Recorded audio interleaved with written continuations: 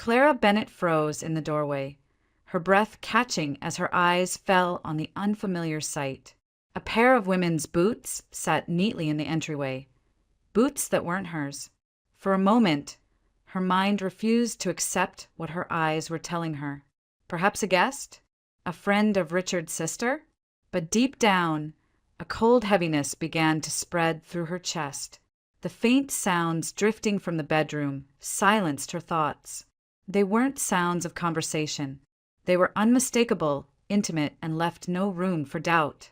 Her legs felt like lead as she forced herself forward, one step at a time down the narrow hall of their Boston apartment. Each step made her heart pound harder, until finally her hand gripped the bedroom doorframe. She pushed it open. There was no mistake. Richard Hale, the man she had trusted, the man she had believed in for years, was in their bed with a red-haired woman. The scene was almost cliché, like something from a bad TV drama, but it was happening in her life, in her home. A lump rose in her throat, so quickly she thought she would choke. Tears stung her eyes, threatening to spill over, but Clara fought them back. She would not give them the satisfaction of seeing her broken. She turned, slammed the door with a force that made the walls tremble, and bolted out of the apartment. The icy air of late winter hit her face as she stumbled down the front steps and out onto the street. Her breath came in ragged gasps, forming clouds in the frigid Boston night. She pressed her scarf hard against her face, trying to hold in the sobs. It didn't work. How could he? The words tore from her lips, hoarse and raw. A passerby turned his head, thinking she was speaking to him, but Clara was already hurrying away, boots crunching in the snow. That apartment, the place she had called home, was no longer hers. She knew she would not go back. Not tonight, maybe not ever. The snow whipped across her face, driven by a biting wind. The streets were almost empty, the storm turning the city into a desolate maze. Clara's eyes burned, her chest aching with each breath. In the distance, a glowing cafe sign offered a small refuge. She pushed through the door, the bell chiming weakly overhead. The warmth inside made her shiver all the more, her body reacting to the sudden change. But as her hands fumbled for her bag, panic set in. She had left it at the apartment. Her wallet, her money, everything was still back there. Frantically, she searched her coat pockets. Her cold fingers scraped together a few coins, barely enough for the cheapest item on the menu. She handed them to the barista, who gave her a sympathetic glance but said nothing, and placed a steaming paper cup in front of her. Clara wrapped her hands around it, letting the heat seep into her frozen skin. She sat at the far corner table, staring at the dark swirl of coffee as if it could offer her answers. No money, no man, no anchor, she thought bitterly. For years, she had poured herself into their shared life, supporting Richard, helping with the publishing business, building what she thought was a future together. And now, in a matter of minutes, it had all been destroyed. The cafe's lights dimmed slightly, a sign that closing time was near. The barista began wiping tables, stacking chairs. Clara pulled her scarf tight again and stepped outside. The snow had thickened, heavy flakes swirling under the yellow glow of the streetlights. Going back home was an option. The thought of facing Richard, of facing that woman, was unbearable. Clara's stomach twisted at the idea. She needed somewhere else, somewhere she wouldn't feel like she was suffocating. Her gloved hand brushed against the ring of keys in her coat pocket. Among them was the key to her office at the publishing house. She had worked there for years, often late into the night, sometimes sleeping on the couch in her office during deadlines. It wasn't home, but it was safe. The decision came instantly. Clara pulled her coat tighter and headed in the direction of the office, snow crunching under her boots. Her mind raced with fragments of memory, with questions she couldn't answer. When had it started? How many times had Richard lied to her face while sneaking off with someone else? And why had she been too blind to see? The city loomed silent around her. Storefronts were shuttered, sidewalks blanketed in white. A lone taxi crawled past, its headlights blurring in the storm. She walked on, each step heavy, her breath coming in uneven bursts. By the time the building came into view, her hair was damp with melted snow, and her body trembled from exhaustion. The guard at the front desk looked up in surprise as she entered, brushing flakes from her shoulders. "Miss Bennet." His voice was gentle, curious. "What are you doing here at this hour?" Clara forced a thin smile, her voice unsteady. I need to stay the night in my office, if that's all right." The old security guard hesitated for only a moment before nodding. He had known Clara for years, had seen her dedication to the job, her kindness to everyone in the building. "Of course," he said softly. "I'll put on a pot of tea. You look frozen." Gratitude swelled in her chest. She managed a quiet thank you before heading upstairs. Inside her office, she collapsed into the chair, clutching the warm mug the guard had given her a few minutes later. The room smelled faintly of books and ink, familiar and steady. But her heart was anything but steady. Tears she had fought so hard to contain finally spilled down her cheeks, burning her skin as she pressed her hands to her face. The sound of her sobs filled the empty office. Clara had thought she knew the man she lived with, the life they shared. She had thought she was building a family, even without a wedding ring. Tonight, all of that was shattered. She was alone in a storm, and though she had found a temporary shelter, the world she had built was gone. The next morning, Clara barely slept on the worn couch in her office. Her eyes were swollen from crying, her mind restless with images she couldn't erase. She thought she had reached the bottom of despair, but the day had more to reveal. The sound of footsteps startled her. She sat up quickly, brushing at her face just as the office door swung open. Richard Hale stood there, immaculately dressed, as if nothing at all had happened. His dark coat was free of snow, his expression disturbingly calm. "What are you doing here?" Clara asked, her voice sharp and weary at once. Richard shrugged, his tone almost casual. "I came to check on you. You ran out last night.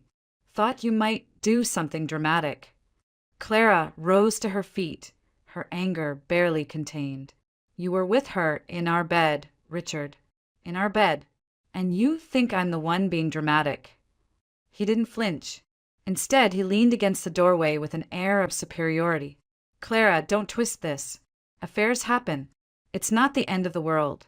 Maybe if you had been more attentive, more exciting, maybe if you hadn't buried yourself in work all the time, I wouldn't have had to look elsewhere." Her breath caught, outrage mixing with pain. "Don't you dare blame me for your betrayal." Richard's eyes hardened. "You've always been too emotional, too fragile. Do you know how exhausting it is to deal with someone like that every day? I deserve better. I deserve someone who makes me feel alive." Clara's hands clenched into fists at her sides. She wanted to scream, to strike him, but the shock had drained her of strength. "You've destroyed everything we built together. You've destroyed me." Richard pushed off the doorway, stepping closer, his voice low and venomous. "Don't be melodramatic. You'll survive. You always do. But don't think you can take what's mine. The apartment, the business contacts, the life we had, that's mine. You're nothing without me." Her body stiffened. She had never heard him speak this way before. The man she had loved was gone, replaced by someone cruel and unrecognizable. She gathered her bag from the desk, her movements deliberate. "I don't want your things, Richard. Keep them. All I want is my dignity." But as she moved toward the door, his hand shot out, gripping her arm with bruising force. His face hovered inches from hers, his voice a dangerous whisper. "Don't think you can walk away so easily. You owe me. Don't forget who kept you afloat all these years." Clara struggled against his hold, fear clawing at her chest. "Let me go," she hissed, trying to pull free. Just then, footsteps echoed in the hall. A secretary appeared at the doorway, eyes wide as she took in the scene. "Mr. Hale, the managing director, is waiting for you in your office." For a split second, Richard's grip tightened, his jaw clenched.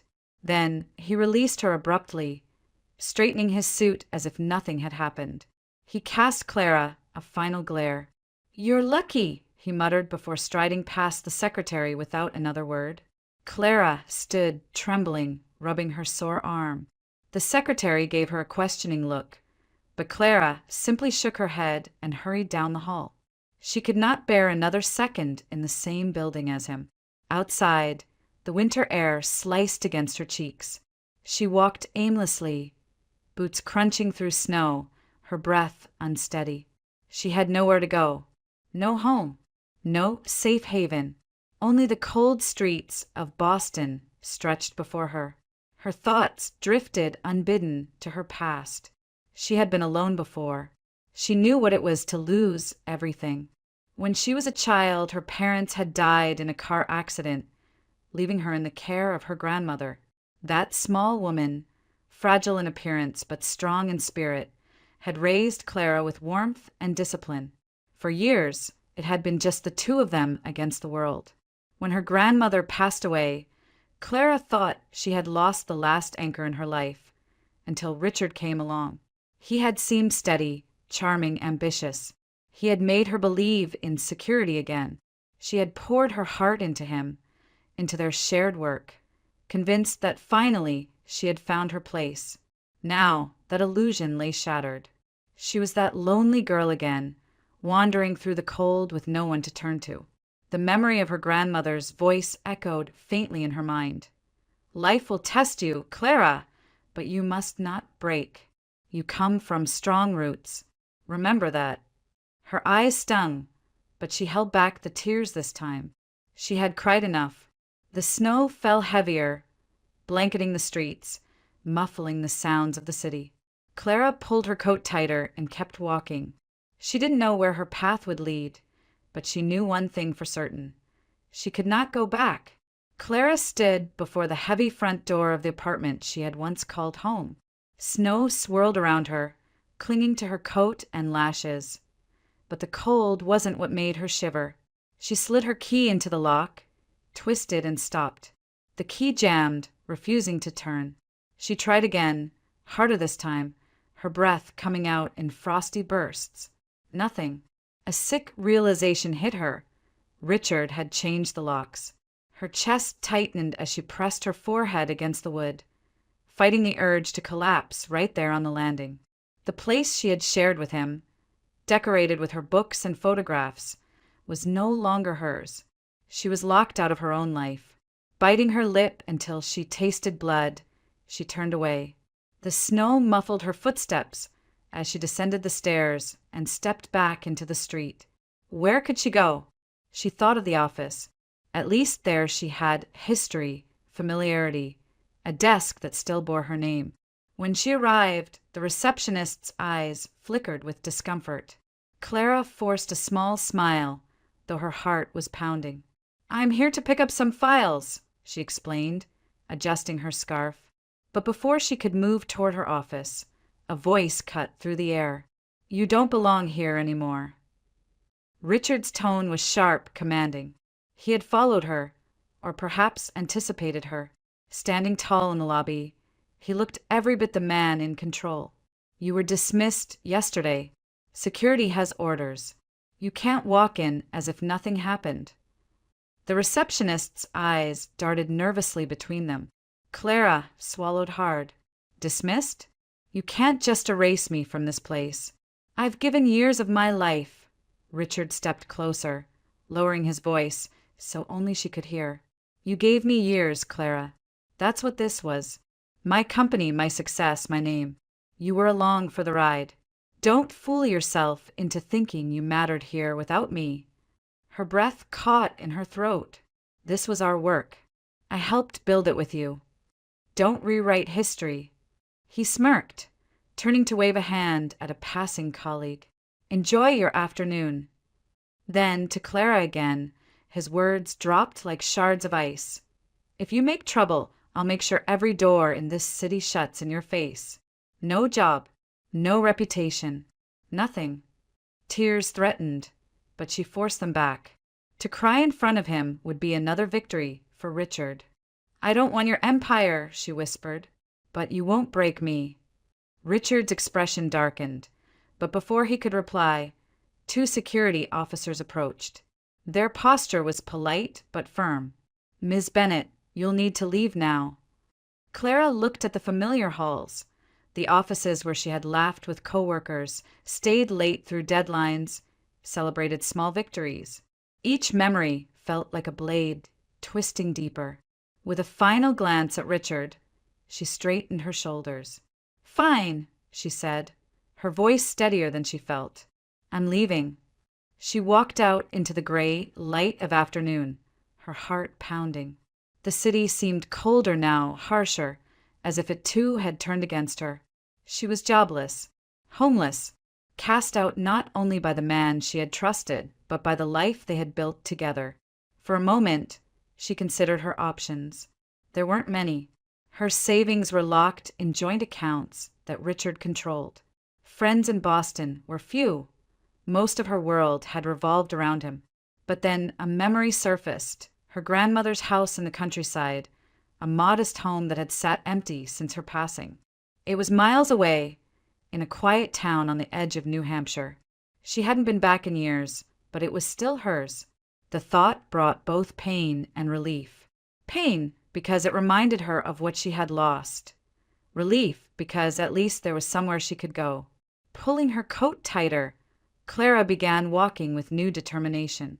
The streets of Boston blurred as she thought of the little white house with its peeling shutters and creaky porch. It wasn't much, but it was shelter. It was a place that belonged to her, untouched by Richard's reach. As she headed toward the train station, the weight of her situation pressed heavily on her shoulders. Everything familiar had been stripped away in a matter of days. Yet beneath the grief, a spark of defiance flickered. Richard might have taken her job, her home, and her stability, but he hadn't taken her will to survive. Clara's boots crunched against the icy pavement as she moved forward, one step at a time. The storm had not let up, but neither would she. Clara dragged her suitcase along the icy pavement, the wheels catching in the snow. The train station wasn't far, but her body ached with exhaustion. She had barely eaten, barely slept, and the weight of betrayal pressed down on her chest like a stone. Lost in thought, she didn't notice the man stepping out of the glass doors of a downtown office building until they collided. The impact jolted her backward, and she would have fallen if not for his quick reflexes. A strong hand caught her arm, steadying her. "I'm sorry," Clara murmured automatically, her eyes still downcast. "No, that was my fault." His voice was calm, assured, the voice of someone accustomed to being in control. Clara looked up and found herself staring into the face of a man in his mid-30s, sharply dressed in a tailored wool coat. His features were striking, dark hair neatly combed, eyes that seemed to weigh and measure everything they saw. For a moment, time seemed to shift. The moment their hands touched, a vision rushed into Clara's mind, so vivid it stole her breath. She saw him behind the wheel of a sleek black car, headlights slicing through the snow. Then, in a flash, the car careened across an icy road. Metal twisted, glass shattered. The image ended as abruptly as it began, leaving Clara shaken and pale. She jerked her hand back, her heart hammering. The man frowned. "Are you all right?" Clara swallowed hard, trying to steady her voice. You shouldn't drive tonight. Please. I don't know how to explain it, but I had this feeling. Something bad will happen if you do."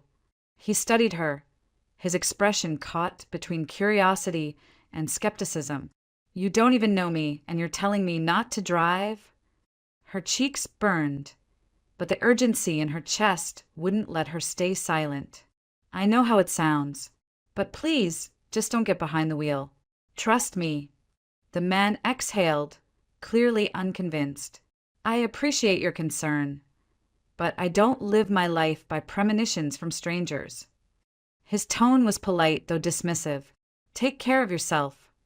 He gave a brief nod and walked toward the curb, where a black sedan waited with its lights on. Clara stood frozen, the vision replaying in her mind like a warning siren. The man slid into the back seat, but instead of driving off, he pulled out his phone. Clara didn't realize he was calling someone until his voice carried faintly across the snowy street. "Andrew, I won't be able to drive tonight," he said. "Take the car if you need it. I'll get another ride." Clara's breath caught. A chill spread down her spine. An hour later, as Clara sat huddled on a bench at the train station, the news blared from the television mounted on the wall. "Breaking! A fatal accident has occurred on the I-93 this evening. A black luxury sedan lost control on the icy road. The driver was killed instantly." Her coffee cup slipped from her hands, hot liquid splashing onto the floor. Her vision blurred, but not from tears. It was shock.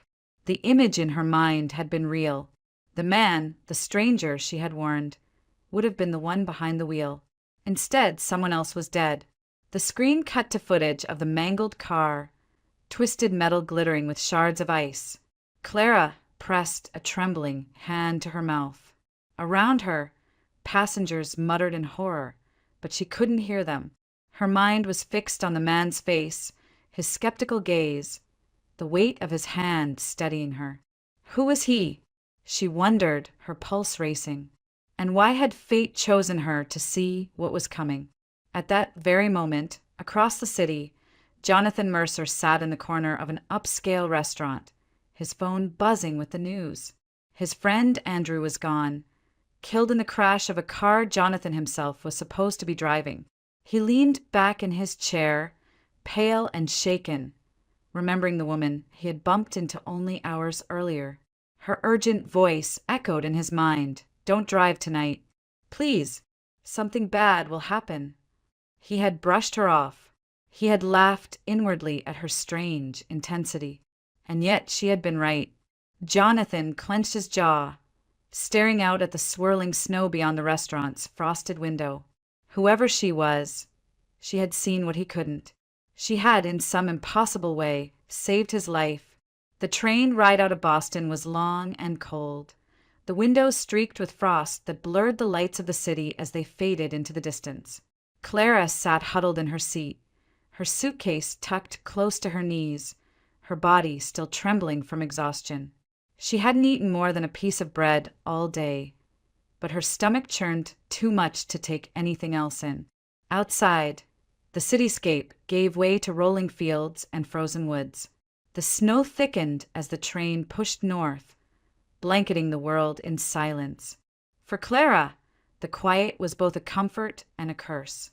Every time she closed her eyes, she saw Richard's face twisted in contempt, or the vision of twisted metal from the crash she had foreseen. When the train screeched to a halt at the small rural station, Clara was one of only a handful of passengers who stepped off. The platform was nearly deserted, lit only by a flickering lamp and muffled by the heavy snow. She pulled her scarf tighter and began the walk toward the town where her grandmother's old house still stood. The road was barely visible beneath the drifts. Her boots sank deep into the snow, and the wind stung her face. She walked slowly, her suitcase dragging behind her, breath rising in ragged clouds. Halfway through the stretch of road leading toward the outskirts, she spotted a figure slumped against a snowbank. At first, she thought it was just a pile of coats, discarded trash perhaps, but as she drew closer, she realized it was a man. His shoulders twitched faintly, his head lolling forward. Clara dropped her suitcase and hurried over. "Daniel!" she gasped, recognizing the familiar face under the frost. Daniel Brooks, her childhood neighbor, once a bright, reckless boy who had grown into a man who never seemed to escape the bottle. His lips were blue, his skin ashen. The reek of alcohol clung to him, sour and sharp even in the frozen air. He muttered something incoherent, his teeth chattering. "Daniel, you can't stay here," Clara said, panic rising in her throat. "You'll freeze to death." With what strength she had left, she pulled him up, slinging his arm over her shoulder. He was heavier than she remembered, his body limp with intoxication. They stumbled forward together, Clara's boots sliding on the icy road. Her muscles screamed, but she refused to let go. The Brooks family's house was only a block away. She dragged him there, pounding on the door until his sister answered, her face pale with shock. Together, they got him inside, laid him on the couch near the fireplace. "You saved him," his sister whispered, tears in her eyes. Clara shook her head, brushing snow from her coat. "Just keep him warm.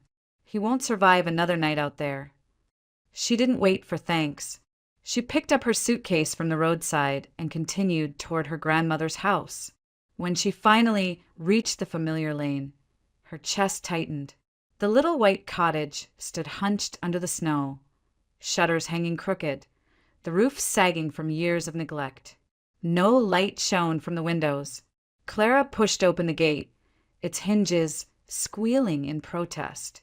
The porch creaked under her boots as she climbed the steps, her hand trembling as she fitted the key into the lock. The door swung open to darkness and stale air. Inside, the house smelled of dust and time. The furniture was just as her grandmother had left it, covered with sheets and cobwebs. The air was icy, colder than outside, the kind of chill that seeped into bones. Clara set her suitcase down and sank onto the nearest chair, her body quaking. She tried to light the old stove, but the matches slipped from her numb fingers.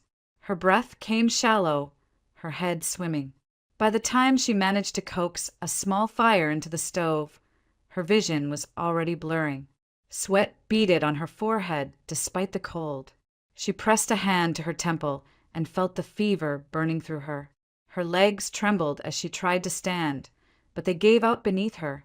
She collapsed onto the couch, pulling a moth-eaten blanket over herself. Her body shivered violently, then went still as exhaustion claimed her. The storm howled outside, rattling the windows, piling drifts against the door.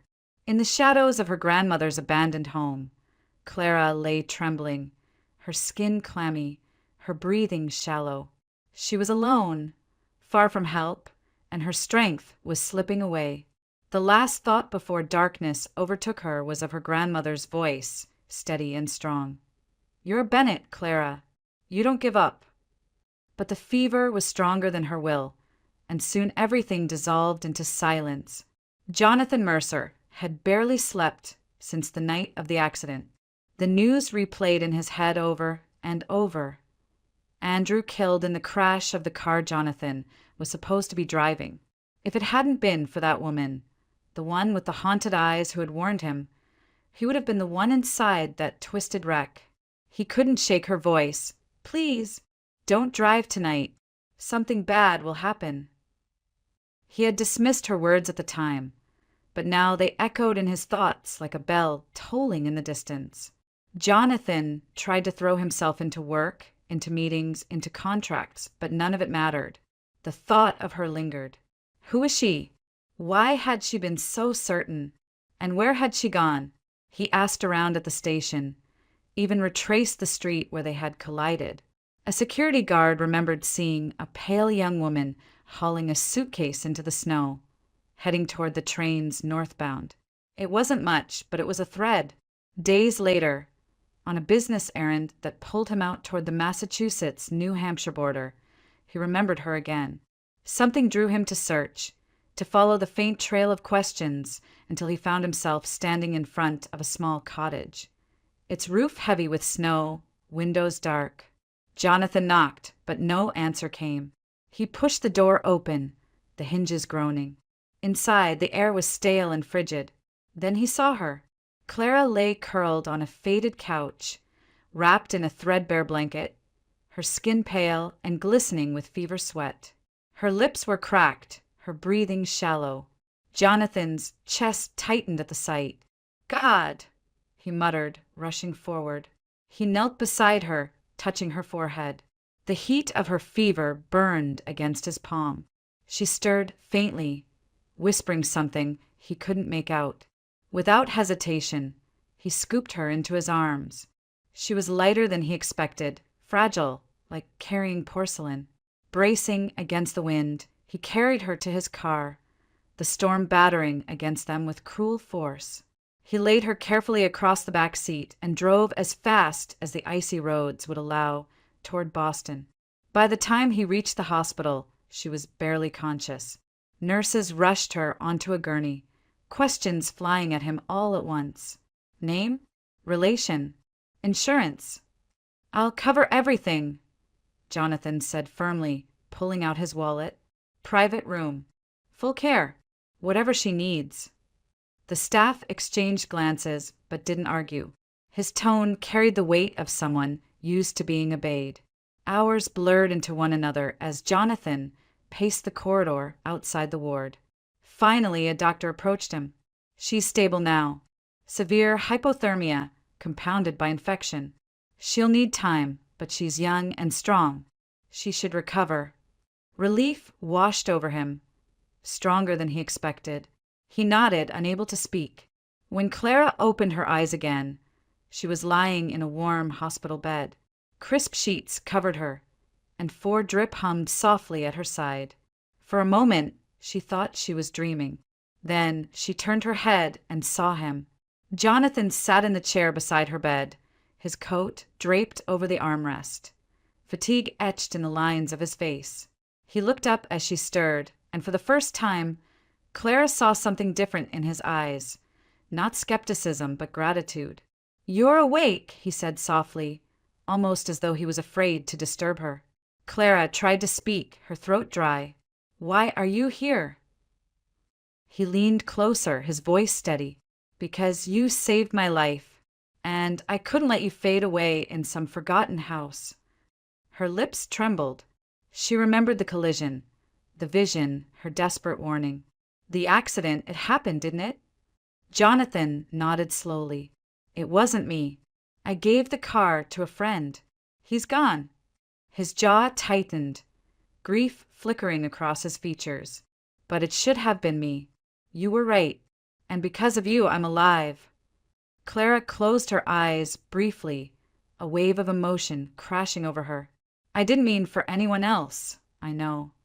He reached out, hesitated, then gently took her hand. His touch was steady, grounding. "But you were the only one who saw it. I don't know how, and maybe I don't need to. What matters is that you saved me." A nurse entered quietly, checking Clara's vitals. She glanced at Jonathan and smiled faintly. "Your husband's been very devoted," she remarked, scribbling on the chart. Clara flushed, too weak to correct her. Jonathan said nothing, but his grip on her hand tightened ever so slightly. When the nurse left, silence settled over the room again, warm and heavy. In that silence, something unspoken passed between them. Gratitude, yes, but more than that, an inexplicable bond formed in the crucible of crisis.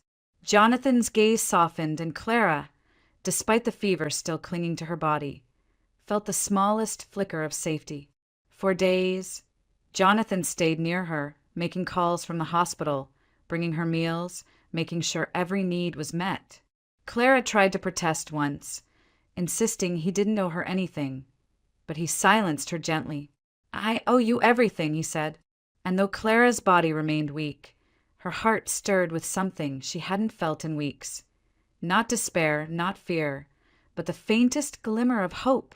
By the time Clara was discharged from the hospital, nearly 2 weeks had passed. The fever had broken, but her body was still fragile. She moved slowly, each step measured, her strength not yet fully returned. Jonathan insisted on driving her back, though she had no clear answer when he asked where she planned to stay. She lowered her gaze, embarrassed. "I'll manage. Maybe the cottage again. It's all I have." Jonathan shook his head firmly as he steered the car through Boston's busy streets. "That's not acceptable. That house is unfit for anyone to live in, especially while you're recovering. You need warmth, stability. You need care." She started to protest, but he raised a hand, cutting her off. "I have a place. There's room, more than enough. Come stay at my home until you're well. It's not charity, Clara. Consider it repayment for saving my life." Her throat tightened at the conviction in his voice. There was no hint of pity, only resolve.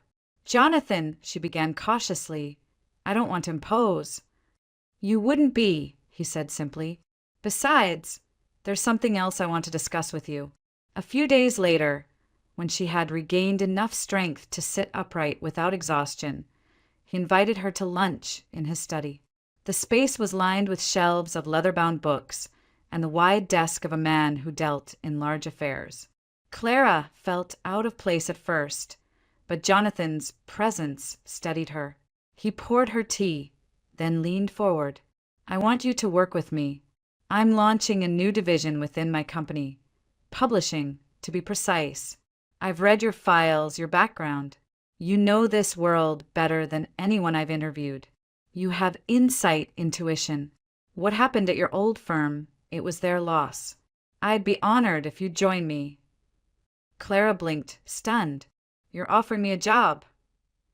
"Not just a job. I want you as my assistant on this project. Someone I can trust." Her pulse quickened. After everything she had lost, her home, her career, her dignity, the offer felt like a lifeline. Still, doubts gnawed at her. "Why me? You hardly know me." Jonathan's gaze was steady. "Because when everything else was noise, you spoke the truth. You warned me and I lived. You have a clarity most people don't. I need someone like that beside me." Clara's eyes stung, emotion welling up. She nodded slowly. "All right, I'll do it." His expression softened, relief flickering across his face. "Good, then it's settled. And until you're fully recovered, you'll stay at my house. It'll be easier to coordinate everything." She agreed, though uncertainty tugged at her. When the car pulled through the wrought iron gates of Jonathan's estate later that afternoon, Clara was struck by the grandeur of it. The Mercer home was a sprawling stone mansion on the outskirts of the city, its manicured lawns now buried beneath winter snow. It was a world far removed from the drafty cottage she had nearly died in. Inside, the air smelled of polished wood and faint lavender. The staff greeted Jonathan with respect and Clara with polite curiosity. He showed her to a guest room on the second floor, large and warm, with windows that overlooked the snow-covered gardens. For the first time in weeks, she allowed herself to breathe deeply. Perhaps here, at least for a while, she could heal. But that sense of fragile safety shattered the next evening. Clara had just finished reviewing some preliminary files Jonathan had given her when she heard laughter echoing through the grand hall. A woman's laughter, sharp, confident, familiar.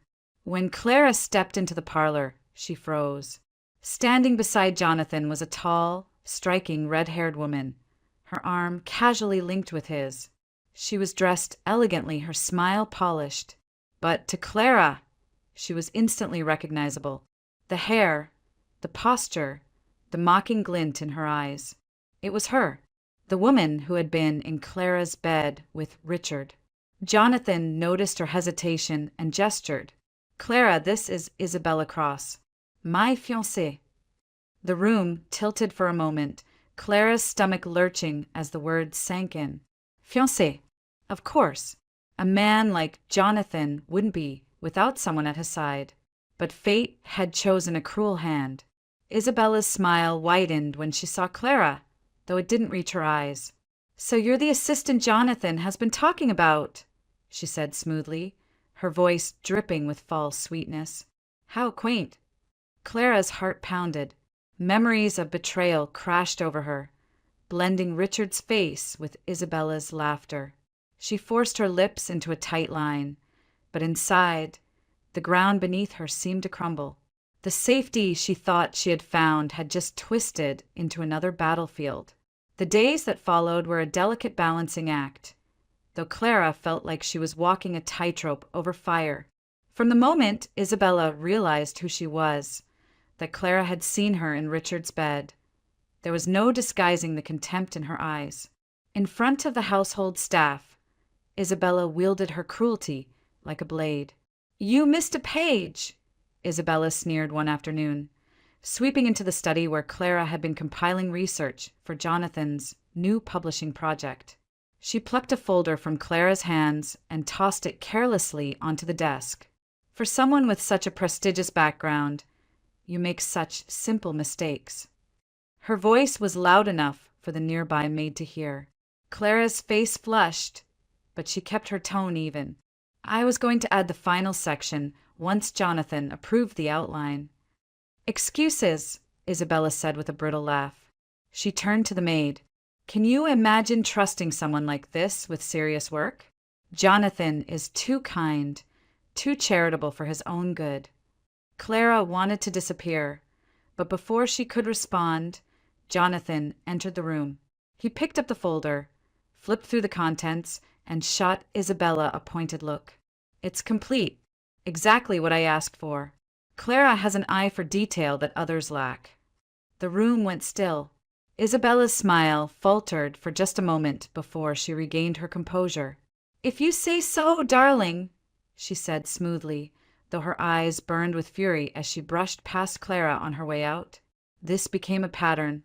Isabella's barbs came daily. Remarks about Clara's clothes, her background, the fact that she was living under Jonathan's roof. Yet each time, Jonathan found subtle ways to counter her, either by praising Clara's work or by ensuring she had the resources and respect she deserved.